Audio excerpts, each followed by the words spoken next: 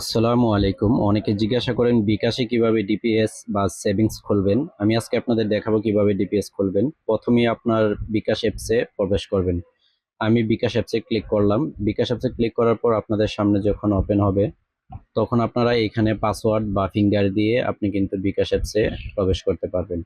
আমি ফিঙ্গার দিয়ে কিন্তু আমার বিকাশ অ্যাপসে প্রবেশ করলাম। প্রবেশ করার পর এখানে সেভিংস নামে লেখা আছে, এই সেভিংসে আপনি ক্লিক করবেন।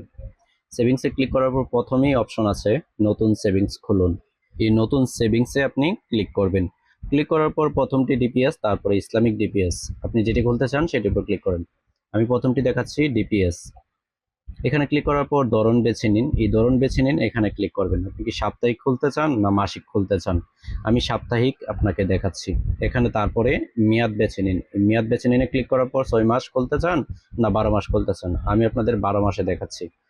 এখানে ক্লিক করার পর তারপরে আপনি জমার পরিমাণ বেছে নিন। এটাতে ক্লিক করবেন, করার পর কত টাকা আপনি সাপ্তাহিক করতে চান, আমি 250 টাকা দেখাচ্ছি। তারপর এগিয়ে যান, এখানে ক্লিক করবেন। এটাতে ক্লিক করার পর 9.25%, তারপর 9.0%, 8.5% মুনাফার হার, আপনি যেটা দিয়ে খুলতে চান সেটার উপর আপনি ক্লিক করেন। আমি প্রথমটি 9.25% মুনাফার হার এটি দিয়ে খুলতে চাই। এখানে ক্লিক করলাম। করার পর যাদের আইডি কার্ড এখানে অলরেডি আছে তারা এইটাতে ক্লিক করতে পারেন, অথবা নতুন নমিনি যাকে যোগ করতে চান নিচে কিন্তু নতুন নমিনি যোগ করতে পারেন। এখানে আমি ক্লিক করার পর এখানে ফোন নাম্বার দিবেন। আমি দেখাচ্ছি, এখানে ফোন নাম্বার ধরেন আমি আমার একটি ফোন নাম্বার এখানে দিলাম।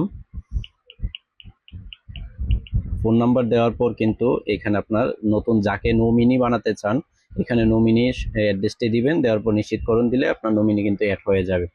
যাই হোক, তারপরে আপনি এখান থেকে ধরেন ভাই বোন আছে, তারপর মা বাবা আছে। আমি মা বাবার এনআইডি কার্ডটিতে ক্লিক করলাম।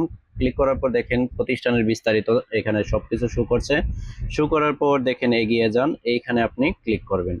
করার পর এখন যদি আমি পিন নাম্বার দিই, আমি আপনাদেরকে পিন নাম্বার দিয়ে দেখাচ্ছি। আমি পিন নাম্বার দিয়ে দিলাম, তারপর এখানে ক্লিক করলাম। নতুন সেভিংস করতে ট্যাপ করে ধরে রাখুন। এখানে যখন আমি ধরে রাখবো তখন কিন্তু আমার একটি সেভিংস ওপেন হয়ে যাবে। এভাবে খুব সহজে কিন্তু আপনি খুব ইজি ভাবে একটি ডিপিএস বিকাশে খুলতে পারেন। 100% নিরাপদ। আপনি কিন্তু একটি সেভিংস করতে পারেন, ডিপিএস করতে পারেন বিকাশে আপনি ঘরে বসেই। এবং আপনি চাইলে কিন্তু 3 মাস পর আপনি সেটি ব্যাংকে টাকা তুলে নিতে পারবেন। তাই আপনি 3 মাস পরে তুললে কিন্তু তারপরে কিন্তু চার্জ দিতে হবে না, বা চার্জ ছাড়াই আপনি কিন্তু ফ্রিতে টাকাটি ক্যাশ আউট করতে পারবেন। যদি ভালো লাগে একটি লাইক, কমেন্টস, শেয়ার করবেন। ধন্যবাদ।